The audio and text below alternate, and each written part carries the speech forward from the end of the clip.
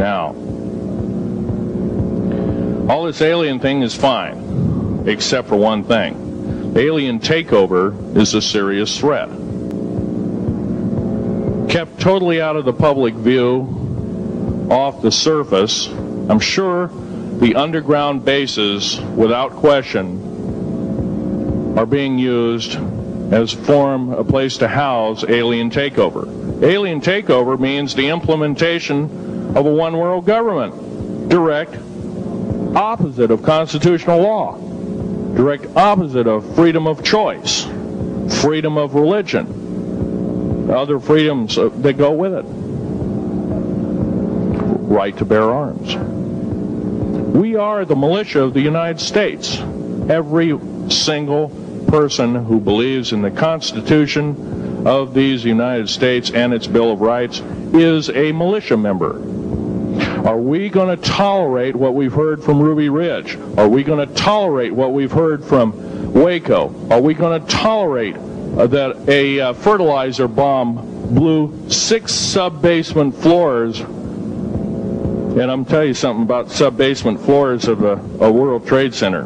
They're 29 feet thick each with 7 kinds of rebar reinforcement. The only weapon capable of doing such destruction and melting the concrete and extruding the rebar and the I-beam steel up to 6 feet in length longer than it originally was and melting the ends of it is a nuclear weapon.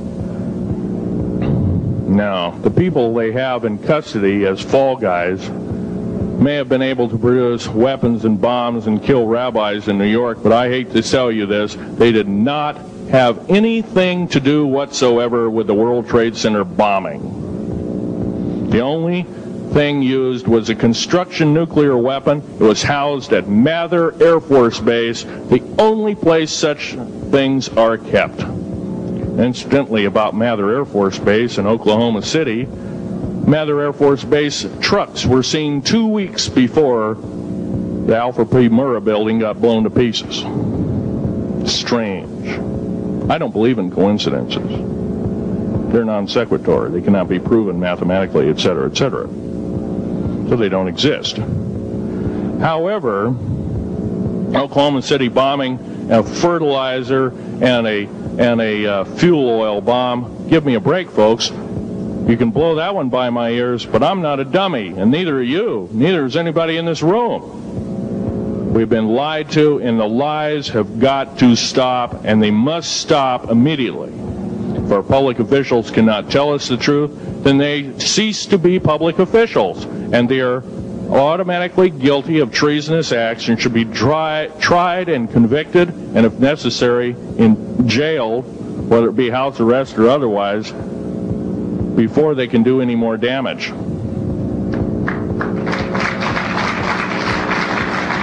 Janet Reno. Janet Reno is a confirmed lesbian. She got out in front of public TV and said so. Janet Reno cheated her way through law school. It's provable. It's on the congressional record. It's also in question. It's on the law school that she graduated from. Her record is not spotless. There are thousands, there are tens of thousands of fine police women that could have done an exemplary job in a similar aspect. Janet Reno is a murderer of our children and should not be tolerated to live. Those that murder children, those that abuse children, those that sexually abused children should not suffer to live. The CS gas that was poured in onto the Waco complex of Mr. Koresh, CS, by the way, stands for cesium. Cesium is an atomic element. It's an isotope. It's a radioactive compound. It is deadly to people under the age of 10.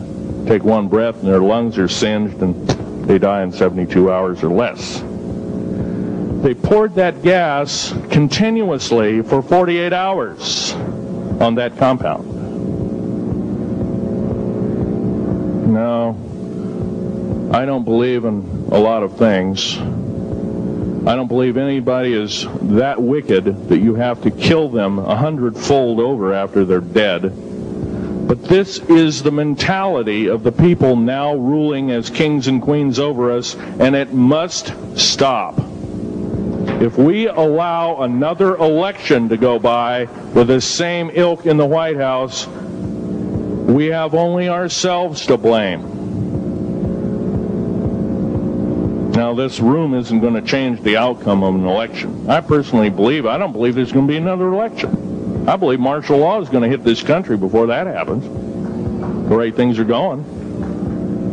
Because we refuse to stand up. We refuse to literally get out and risk our lives in talking. Now, some of us got jobs and families and great responsibilities, greater than I have. And I agree, that's tough. It's very hard. I cannot sympathize with you because I'm not in your situation.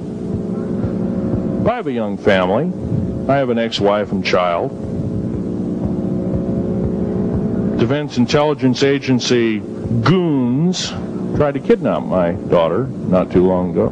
My ex-wife, working in the state government services in Oregon, picked up her .22 handgun, shoved it in the back of the neck of this one person. Give me my daughter back. If I don't, I pull the trigger.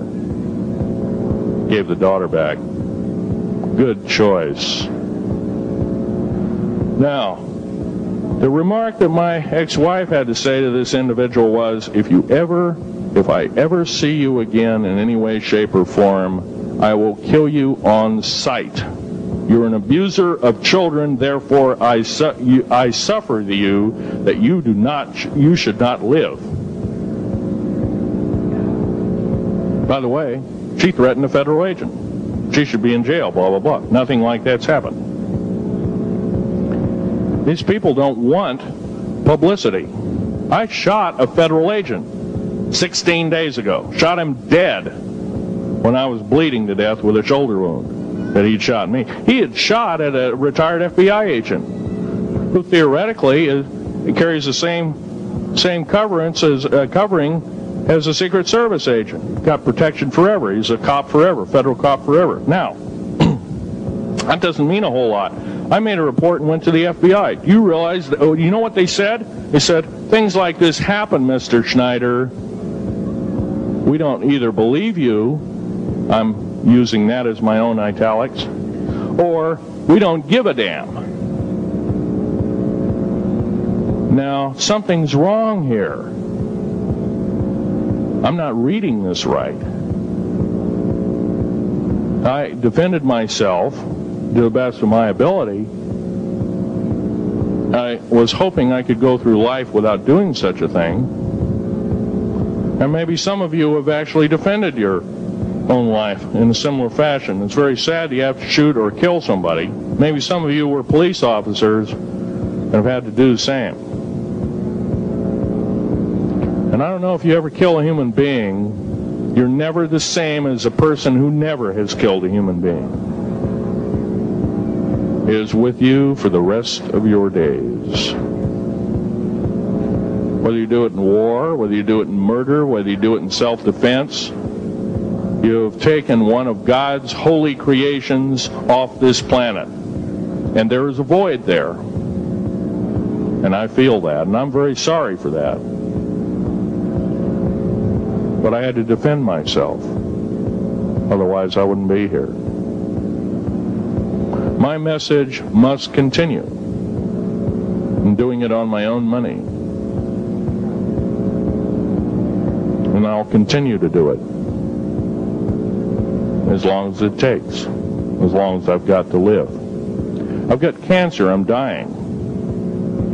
The radioactive substance that I got hit with in 1979, late August of 79, it's a similar form of aplastic anemia. It affects your blood and your bones. My bones are extremely brittle right now.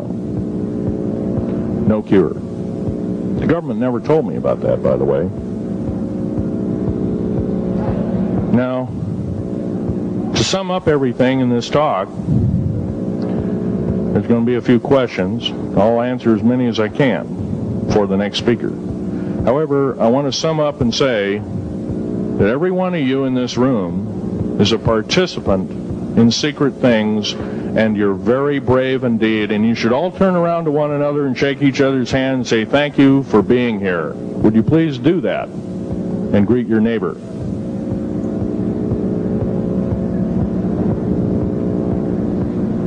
Now, this is the way the world should be. There wouldn't be any wars.